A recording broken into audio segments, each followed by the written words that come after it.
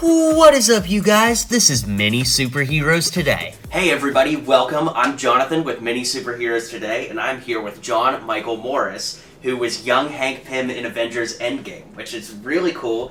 It's going to be fun to dive into and talk about the CGI and who all you got to meet, but let's just dive in. Tell me a little bit about how you got into acting and how that led you to Avengers Endgame.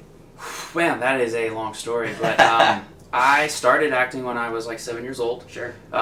And growing up in Nashville, there wasn't a whole lot of film and TV, so it was mostly like a little bit of print work, a little bit of commercial work. Music videos obviously were huge at that time. So my first big break was a Dollywood commercial when I was like fun. 7 or 8 years old. And past that, man, I kind of stuck with it for a while, and I kind of got away from it a little bit in high school and kind of started focusing more on sports. But when I was in college, I was finally realizing, I was like, shoot, I need to get a job. I need to find a way to make money while I'm in school.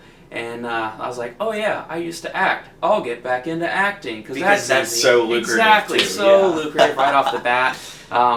So I did. I ended up getting back up with my old agent and just kind of started going on castings again and that kind of thing. Obviously, I wasn't getting a whole lot of work at that time, but I just stuck with it for the years, and one project leads to another one, and and then eventually Marvel came around 2 years ago, and which was by far my most proud project that I've been a part of so far. Yeah, that's fun. So, as we're recording this, it's 2019, so 2 years ago, 2017, that's really even before Infinity War was out for all of us to see. So you've known you were going to be in something Marvel-related since before Infinity War. So talk about the secrecy and, how it came about. Like, at what point did you know what your role was going to be?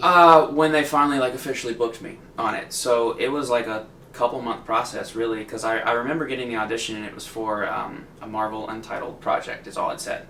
And did you know it was a movie, or could it have been a show? Could have been a show. Okay. I didn't know at the time. It literally just said Marvel Untitled, so I really didn't know. And so they sent over the audition sides, and I went to my agent's office and taped it middle of the week. The sides didn't really make a whole lot of sense to me, and then obviously looking back now, I realized that they were just dummy sides. They weren't... Just so people who may not be in the lingo, what would a side be? Side would be the script, the audition script that they send you. And they normally send, depending on the size of the role, they'll send anywhere from a page, sometimes it's a line, sometimes it's as much as 7 or 8 pages. This was 2 pages of dialogue, not real chunky, but quick. Again, there was no context to it whatsoever. They literally sent Marvel Untitled with the character breakdown. It was young man, I think it said something like distinct jawline. Wow.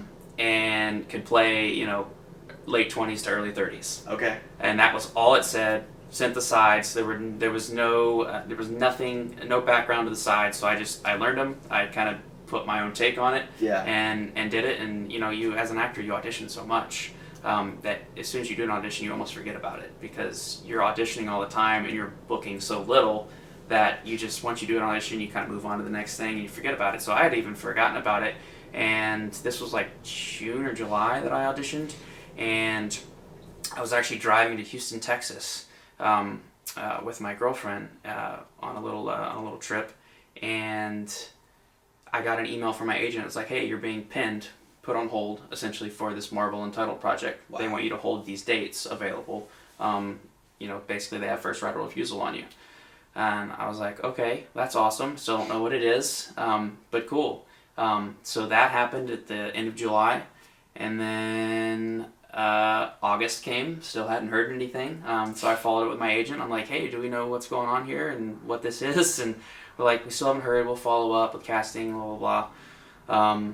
Middle of August came. Still hadn't heard anything. I was actually in New York City, and I had just gotten done touring the 9/11 museum, which was off topic, but incredible. Just one of the most surreal things. Oh my gosh. Literally had been in there for 2 or 3 hours.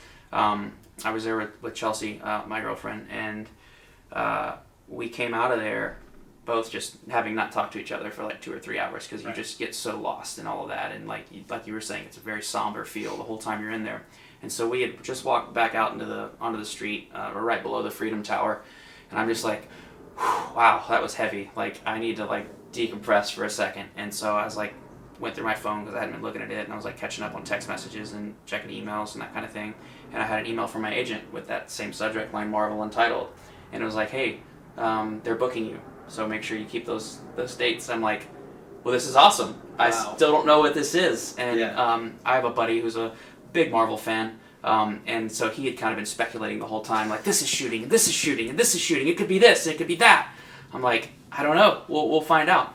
And so I wrote him back. I'm like, that's awesome. Yeah, for sure. I'm going to hold these dates. Sure. We'll find out what this is. And so we literally got on the subway and went back to where we were staying over in Queens. And as soon as I got off the subway, I get a phone call from a LA number I don't know. I was like, well, I better answer this. So I answer it, and it was Jeff Okabayashi, who was the second AD on both Infinity War and Endgame. Wow. And he was like, hey, John Michael, this is Jeff. And he goes, I'm the second AD on Mary Lou, which was the secret name, a.k.a. Avengers 4. He goes, I just was going to call and fill you in on, like, what you're going to be doing. And I was like, wow. Okay, so, like, as soon as he said Avengers 4, I was like, I kind of lost everything else he was saying after that. Yeah. But he just kind of filled me in. He was like, you're basically going to be playing the young version of Michael Douglas. He goes, there's going to be some CGI involved with your face and stuff like that. And he goes, are you available in the next few days to come down here for, like, a fitting? I was like, yeah. I mean, I'm in New York right now, but I'm flying home tomorrow, I think it was. So just let me know. So literally, I flew home the next day, and I think 2 days later, I was on a first-class flight down to Atlanta to meet everyone and go to Pinewood Studios and go through my fitting. And they had to fit me for a wig and all that kind of stuff, so I could have the Michael Douglas 70s hair and all that kind of stuff. So it was incredible. Wow, that's amazing. So you get this call, and it seems like it just snowballed from there. It's like life changes, life's put on hold, and you're in Avengers mode. So they bring you into the studio, you get fitted. Was that its own trip? Like, you got fitted and then you started filming the next day? No. This was, I went down in August, was my first fitting. They went down, took all my measurements that day, and I was back on a plane a couple hours later. Like, literally, they had a driver waiting for me at the Atlanta airport, because Pinewood Studios is, like, out there. It's way south of Atlanta, out in the middle of nowhere. And so I had a driver there waiting for me to pick me up, take me all the way to Pinewood Studios, went in, got all my measurements, and then the driver took me back to the airport, and I was back in Nashville 3 or 4 hours after I'd left Nashville. And so that was it for that fitting, and then I came back down for a second fitting after they got the clothes in, and so I could try everything on, and then that's when they also, like, fitted me for the wig, and, like, so they basically just took this long, straight, brown-haired wig, and, like, it hadn't been cut on, it hadn't been styled, and they, like, put it on my head, they, like, measured it, blah, blah, blah, and then they started cutting and whatever, and so that was the second trip down. So you get a haircut, and it's not even your hair. Right, exactly. So that was the second trip down, and then I didn't start filming until, I think my first time down was, to actually film was October. Wow. So this was a long... 2017. Wow. Yeah. This was, fittings and 2 fittings in September. Well, found out I booked them, found out I was on hold in July. Auditioned in June, found out I was on hold in July, booked the movie in August, went down at the very end of August for a fitting, another fitting in September, started shooting in October. Wow, that's incredible. So let's talk about your first day on set. Is it safe to say that this is the biggest movie set you've been on to date? I think we could say that, probably. Yeah, it's maybe the biggest movie set of all time. Exactly. So you're on set, they bring you in, you're in full Michael Douglas garb with the cool 70s hair and the suit. What happens next? They bring you on and... Okay, so, well, first of all, I had like a 5:30 a.m. call time. Or no, the driver picked me up at my hotel at 5:30 a.m. in Midtown Atlanta, and so then we had to drive 45 minutes down to the set. And so I got there super early, and of course, everyone was just the entire time. They treated me like I was Robert Downey or Chris Evans or something. It was That's insane. Amazing. Like, and I'm just happy to be there at that point. Like, sure. Like, I'm in awe, and then everyone's treating me like I'm a big deal. It's like, this is weird. What's going on? But everyone was so first class. They were so incredible all along the way. But when I got there, I pretty much went straight into hair and makeup, and it was about with makeup and with putting on the wig, it was about an hour and a half, 2 hour process. No kidding. So I'm in my street clothes in the hair and makeup chair, They do all my makeup. They they shave me and all that kind of stuff, and then I go to the process of getting the wig put on. And so that was literally them taking my hair and like putting this just like heavy duty gel and stuff and like plaster in it basically, and like plastering my hair down. Wow. And then they put the wig over it and they start literally gluing it to your head, type of thing. So all of that together was about a 2-hour process. Did it make you consider changing your real hairstyle? Oh, for sure. Like I posted a photo on my Instagram yesterday, finally, the first like set photo that I've ever posted. 'Cause of course, when I was there, like everything is so secretive. Sure. And we'll touch on that because I think that's what was the original question you asked me about the secret, and I just completely went to left field. We're getting into it though. It's so I was like scared to even like take my phone out because of all the like NDA stuff I sign and all that kind of stuff, and I know how secretive they are, and I mean they have to be because I mean these storylines and stuff like that, they have to protect them. Sure. And so I like took like a few photos of myself in my trailer, and I was like, all right, I'm gonna put this away before anyone catches me. So I just posted the first photo ever that I've shared from set because I wanted to give everyone a chance to see the movie first, and I didn't want to spoil anything for anyone who hadn't seen it. So I posted it yesterday. But literally, me after they did all the makeup and hair and all that kind of stuff, I went back to my trailer in the full 70s hair and all that kind of stuff in my street clothes and just chilled for a couple hours. Wow. They brought my wardrobe in and I put all that on. And so once I literally was just like kicked back on my couch like this in the trailer, like in this like 70s like outfit with this hair on, and I'm like, and I'm so nervous, like, because I've never been on a set this big before. You know, I've had the privilege and honor of working on some cool TV shows in the past and working with some, you know, big name actors in certain projects, but nothing like this before. Sure. And so every time someone knocks on my trailer door, I'm like, oh, okay, this is it. Yeah. And then they're like, we just want to make sure you're good. You need anything? Wow. You need more food? Anything like that? I'm like, no, I'm good. And then they'd come back. I'm like, oh, okay, this is it. I'm like, we're just gonna let you know we're probably about 15, 20 minutes away. I'm like, all right. So finally, the knock comes. For me to go to set, and they literally take me. We weren't shooting at Pinewood that day. We were shooting at another on-location spot where they had taken over this old warehouse closer to downtown Atlanta, and Marvel had basically taken over the whole thing for both Infinity War and Endgame to shoot all kinds of stuff in here, and that's actually where the hallway scene, where you see me running down the hallway after the lab scene. That is where that took place. So that didn't even take place at both locations were different. Wow. To get that one, 20, 30 second scene, whatever it was, two completely different locations. Wow. So the hallway scene is in this old building there, south of Atlanta somewhere in some random warehouse. But they take me to set there, and they've got all kinds of makeshift sound stages set up throughout these big old warehouses. And so they walk me there, and I had been in the hair and makeup chair next to Haley Atwell earlier that day.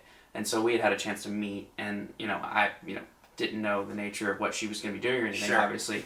But they take me to set, and she's waiting there to jump in a still photo. So her and I jump in a still photo together, and I'm in my lab coat with the S.H.I.E.L.D. logo on it and all that kind of stuff. Hopefully that'll surface at some point. I know, right? Yeah. And because obviously it didn't end up making the movie, so that was the first thing I did was take this still photo that didn't even end up making the movie, and then from there. I ended up going back to my trailer for a little while, and then they came back and got me and took me to set, and that's when I was going to be shooting like my first like actual thing.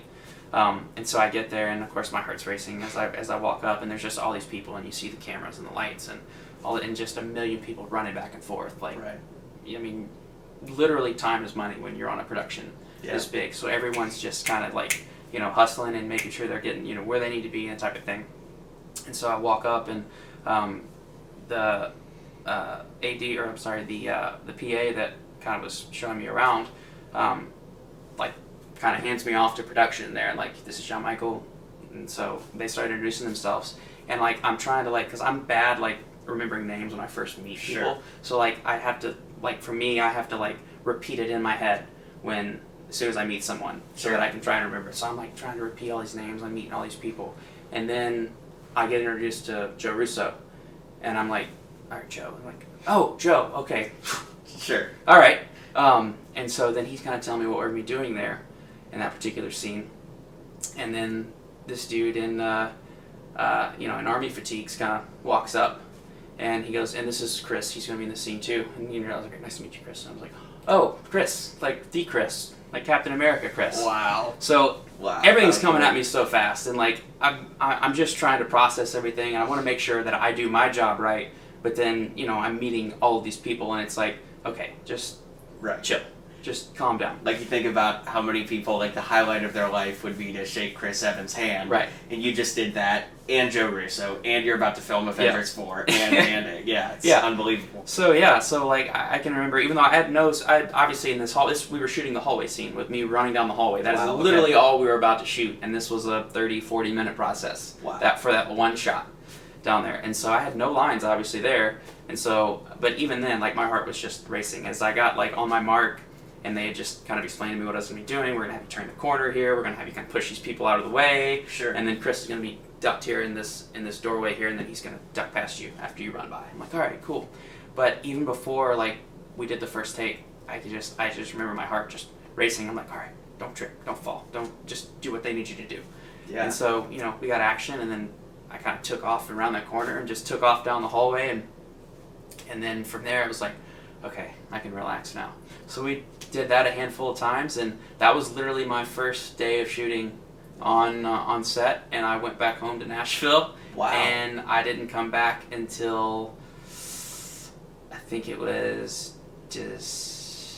November or December. Okay, so another month or two. Yeah, another month or two. Wow. I think it was, yeah. So that's pretty unbelievable. So you filmed the scene, the second part of your scene, technically, the second half, where you run out first, and then you came back and shot the part where, they really plastered Michael Douglas's face onto yours later. Yeah. I can't believe they wouldn't do there that there was no CGI at all. Like, Michael Douglas wasn't even there, obviously, the day that we shot the hallway. So that's all, just 100%. It's going to be really fun when we have it on digital and DVD, if we could get a splice scene and see if there's a part where we could see your face. Yeah. It'll totally ruin the immersion of the movie if people find out it wasn't Michael Douglas running down the hall. Right. It's kind of fun, too, talking about how, like, your heart's racing and it's crazy, and they're having you run back and forth, too. So not only is your adrenaline pumping from that, but... And I'm running in period piece dress shoes, like 70s type dress shoes too, that were slightly big for me because my shoe size varies a little bit depending on the type of shoe. So like when they asked me a shoe size, I was like, I wear a 10. Not in these dress shoes. So I'm like trying not to trip over my own feet as I'm running down this tile hallway as well, like the old like hospital tile type stuff. So yeah, the nice thing though is how Hank's pretty frantic in that scene anyway. So at least you can let some real exactly. That was real. That was all authentic. That was all authentic. I like to say I did my own stunts. Yeah, exactly. Some pretty heavy duty stunts comparatively. Yeah. So let's talk about that. Obviously, Michael Douglas is just like Hollywood royalty. So you filmed the scene where you run out. You didn't meet Michael at that point because there'd be no reason for him to be there. It's my understanding they were still shooing Ant-Man and the Wasp at that time. Wow. Yeah. So when did you first meet Michael? I assume you guys were on set together. Yeah. So I went down for the 2 fittings, and then I went down. Third time I went down was when I shot the hallway scene and took the still photo, which who knows where that is. So the 4th time I went down, which it was either November or first part of December. I want to say it was November. I'm pretty sure it was November. It was the 4th time I went down, and that's when I went and shot the actual stuff that took place in Hank Pym's lab there. So it was the same process again, super early call time, 2 hours in the hair and makeup chair, getting all the wardrobe, wig, all that kind of stuff on. And then we had like a 9 a.m. rehearsal, not even shooting, just rehearsal. And that's when I met Michael. He had literally just gotten off a red-eye flight from Hawaii where they had just wrapped on Ant-Man and the Wasp. Yeah, that scene at the end where he and Janet are looking at their house on the beach. Yep. So he had literally just flown into Atlanta from Hawaii the night before, and everyone's asking him how his flight was and all that kind of stuff, and he's just so unassuming. He's in, like jeans and, t-shirt and a jacket, and he has a ball cap on. And so we both walk on set for the rehearsal, and of course, they introduced me to him, and like, this is John Michael, he's going to be playing the younger version of you. And it was so surreal to watch him work, because, when you're on a production that big with, directors as respected as the Russos, like, they usually, they're dictating how everything is done. Sure. But it was so interesting to watch them almost defer to him, because, he's legendary. He's one of the most legendary actors of our time. Yeah. And so it was so cool because they're like talking to him, and we're literally in the lab there with, the ant farm there and the old Ant-Man helmet and all this kind of stuff right there. And this is at Pinewood Studios. This isn't at the other location. This was down in Pinewood in one of the big sound stages. And he's literally kind of reading through the dialogue in his head and his mind, and kind of we're blocking it out, and they're deciding where they're going to put the camera on the tracks and all that kind of stuff. And so here's what we're thinking, but tell us what you think. And so he goes and he's kind of mumbling to himself, and he picks up the phone. In the scene, the phone's part of it, and there's tea there and all kinds of stuff, and he's just kind of going through it all in his head, and he's like, it's like almost he had an epiphany. He's like, this feels right, and he kind of ran through the whole thing, and I'm just watching, which is what I was told to do, basically watch him, just see how he wants to do this. And so we had that rehearsal, met him there, then we both went, and I finished up hair and makeup. He went to hair and makeup because he ended up with the same wig I had on. So we both were wearing wigs for the scene. So then we come back to shoot everything a couple hours later, and they wanted me actually, because it was a closed set, it was in a sound stage, but the whole set was built up around it. So they had basically built a room and built the lab within the sound stage. But it was completely closed off. It even had a ceiling and everything. So it was kind of weird. It was like a room within this massive sound stage. Wow. But they were like, we want you to be in there to watch him do it, because Joe Russo had come over and talked to me. He goes, basically what we want you to do is we're going to shoot him doing the scene, and of course he's in the same exact clothes as me. He's wearing a wig just like me. Literally, the only thing that looks different is, 40, 50 years of our faces. Sure. And so they go, we're going to shoot him doing the scene. We just want you to study him and recreate what he does. Oh, okay. Sure. No problem. One of the most legendary actors ever. Yeah, I'll do exactly what he does. Yeah. Got it. No problem. Wow. So I stand just behind camera with one of the gentlemen who was in charge of all the VFX, the visual effects and all that kind of stuff. And I literally sit there and watch him do the scene. So, we go through the whole thing. He does 5 takes of it. And the hard part for me was he kept kind of changing the dialogue a little bit each take. So as an actor, you go in learning your lines. Yeah. But he's Michael Douglas. He can do what he wants. Right. So it's not like you can go in and go, hey Michael, it's sounding great, but the script actually says. So I'm like, okay, all right. And I think he literally, all 5 takes, he said the line differently. Wow. And so I was like, all right. So he got done, everyone, kind of shook his hand. I shook his hand, he took off, and Joe Russo comes up to me and he goes, okay, how you feeling? I go, good. He goes, do you want to see it on playback a couple times? I was like, yeah, let's do that. So we go over. Yeah, it might help. So we go over to the playback monitor, and we just play the scene a couple times. And I think I watched it twice. He had it play, and I was like, okay, all right. And at that point, I'm like, I don't want to waste anyone's time here. I know what kind of this production is expensive. We need to get I don't want to hold anyone up here. He's like, are you good, or you want to see it again? I go, can I see it one more time? He's like, yeah, sure. So they play it back. He's like, are you good now? I go, yeah, I'm good. So we go back on set. Everyone goes back to 1, and everyone resets to basically tape the same scene again, but this time with me. And so in the scene, I walk up. I have a clipboard in my hands as I'm walking up, and if you've seen the movie, you obviously know the camera pans down the table, and then it catches Michael or me walking into frame there. So I'm all kind of off in this hallway there, and everyone's set and ready to go. And I thought I was nervous when I shot the hallway scene. The first take of the other one, I looked down at one point and my hand's trembling, and I'm like, get it together. Yeah. You've done this before. So the first take, I don't even remember it at all. Yeah. I just remember walking up, setting it down, and because I'm trying to remember, because there's so much action too, and I'm trying to not only mimic his performance of the lines, but I'm also having to mimic his actions. Right. So I'm like, because it's the phone and it's hello and it's the sip of the tea and all this kind of stuff.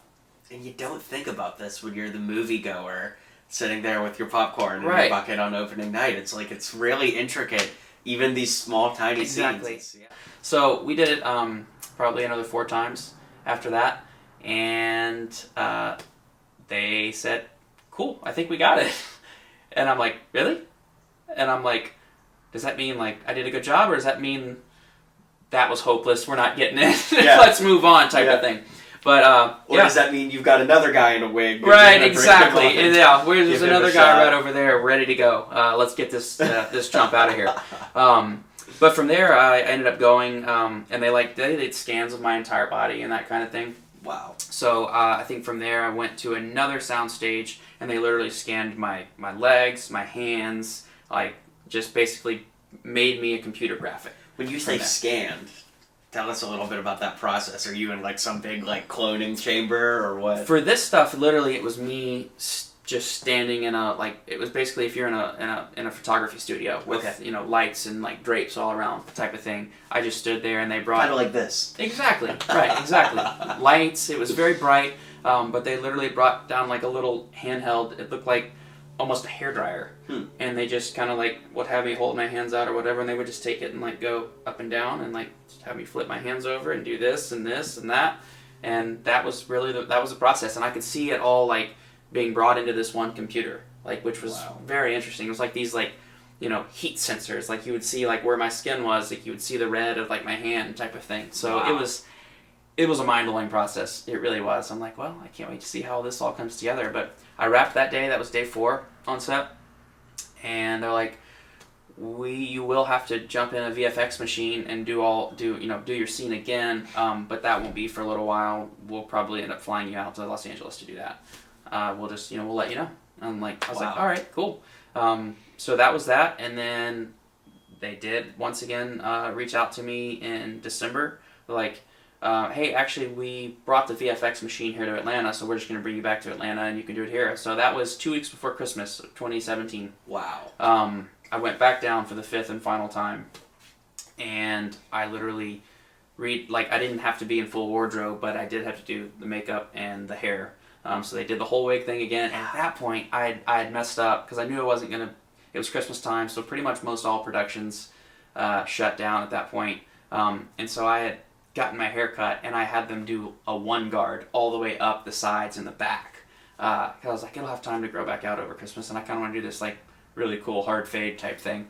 And then I got called back for Avengers, which I had a wig on, so I wasn't worried about it. But what I didn't take into account is when they put the wig on me, they glue it around the edges, but then they would take the rest of it and like bobby pin it in my hair. But I didn't have any hair for them to bobby pin. They're like, is your hair shorter than it was last time? I go, a little bit. So they literally had to glue the whole thing on. Wow. Which was not a fun process taking off. I bet. But yeah, so the final, when I went back to do the stuff in the VFX machine, the wig was literally glued onto my head everywhere. Wow. So they put all that on me, and then I literally went into this machine. It looks like a big gerbil ball, really. And I sat in this chair just like this, and I looked around, and there was a screen in front of me where they had my scene and Michael Douglas's scene playing back. Wow. So where I could see them side by side, what he had shot and what I had shot, just the raw footage, literally just me on this side and just him on this side, and it was one of the coolest moments I've ever had as an actor, because not only was Michael Douglas literally doing the same thing I was doing, but like the performances were very similar, and like I was like, wow, like I was able to do what they asked. You nailed it. Type of thing. Yeah. I don't know if I nailed it, but it worked. It felt good. But so I was there in the VFX machine so they could catch the more intricate facial movements, like exactly the way your mouth moves, or like when you blink, type of thing. So they had me watch both scenes there again, just as a refresher for me for how I had done the performance and how he had as well. And so then after I watched that a couple times, in this big gerbil ball, as I called it, there was all these little like LED like camera, like little tiny little like bug eye looking things, and all of them were cameras. all the way around, thousands of cameras in this machine. And they could light them up, and they literally had me go through the whole scene again, but I had to deliver the line to wherever the light was.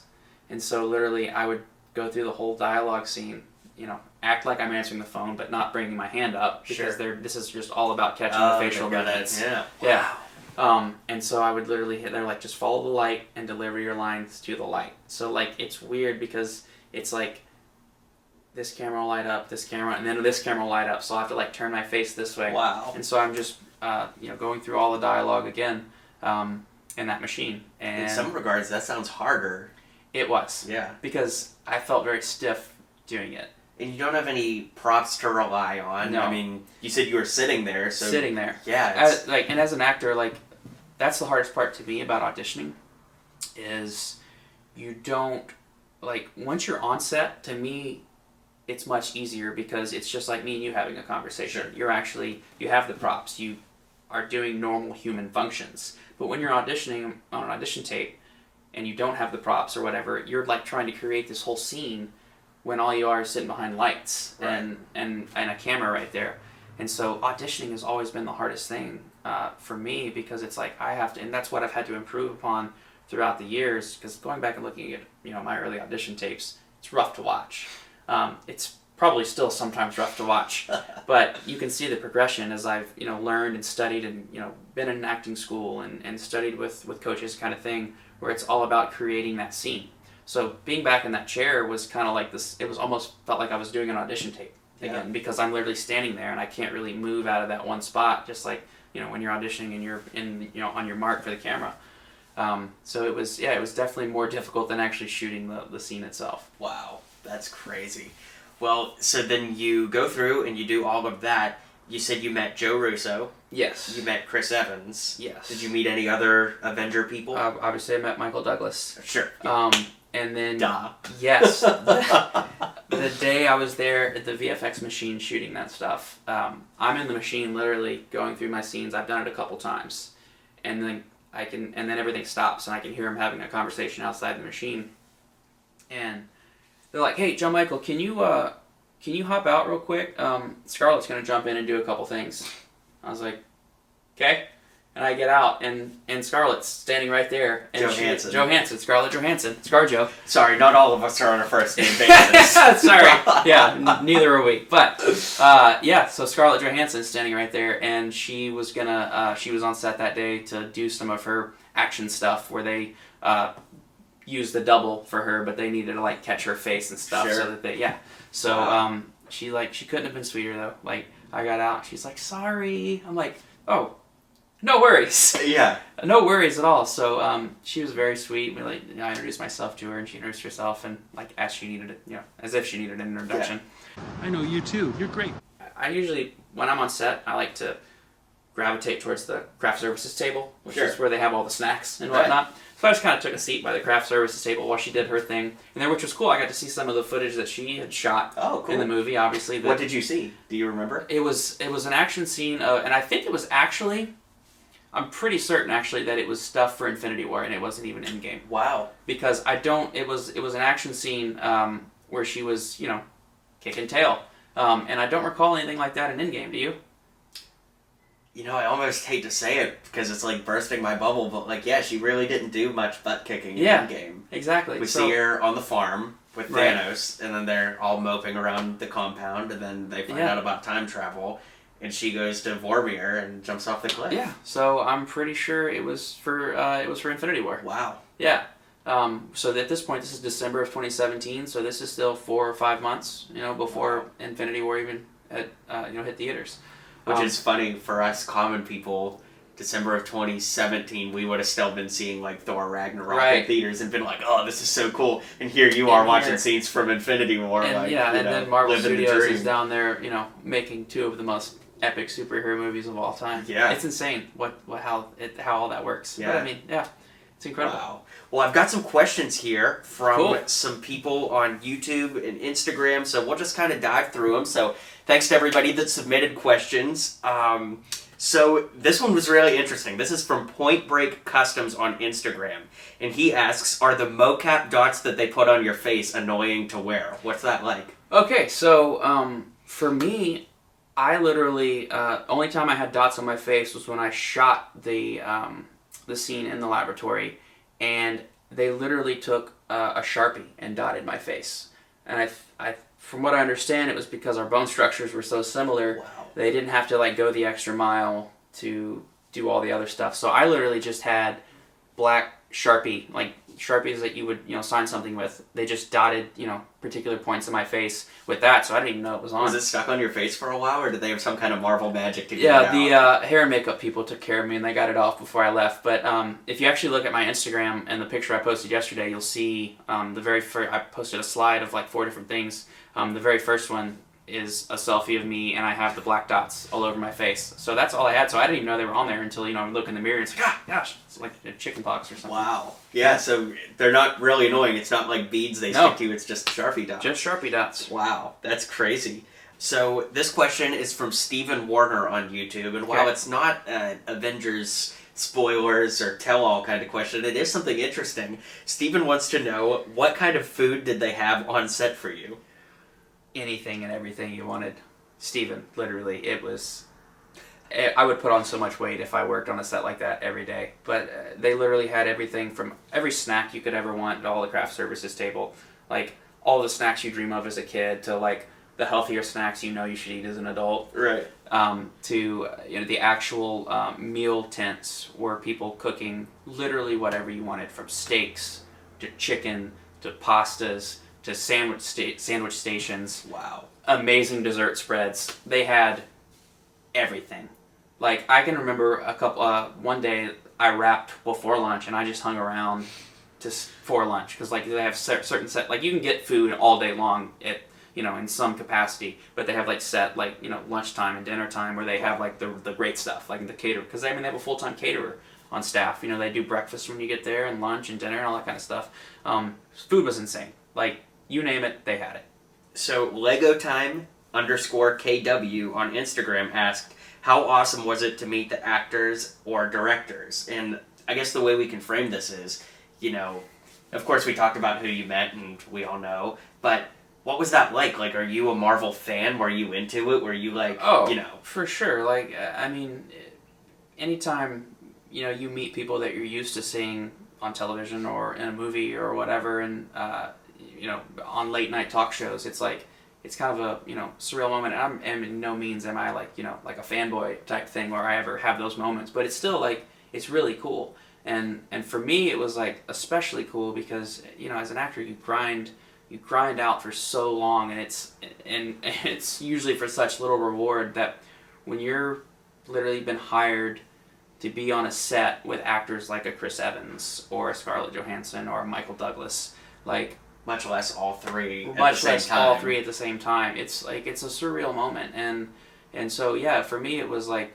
it was almost validation for all of the years of work that I've put in, and I'm obviously still not where I want to be and where I hope to be one day, but it was awesome, and they all could not have, and I won't name names, but I've had experiences with well-known actors in the past where you leave there disappointed. Sure. Because they think that they're better than you, essentially. Like, you're like, oh, you're the little day player that was hired to do this scene with me. Like, I'm not gonna waste my time talking to you. That's a bummer. Yeah, and I've that's happened more time than once. But that was not the case on this set. Like, all of them could not have been more genuine and friendly, and it was awesome. Like I said, from top to bottom, everyone at Marvel Studios, to the actors, to production, to hair, makeup, transportation, like everyone treated me as if, I was one of the stars of the movie, when literally I play a very, very minimal role. I think that just speaks to, how amazing and first class the entire production is. That's amazing. And it shows through in their work too. Like, yeah. I mean, they work hard and they treat people the right way.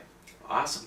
Well, speaking of awesome cool guy on YouTube asks, what is your favorite MCU movie? And I'm gonna assume Endgame is probably number one. But I feel like that would be a cop out if I just said, obviously I love Endgame,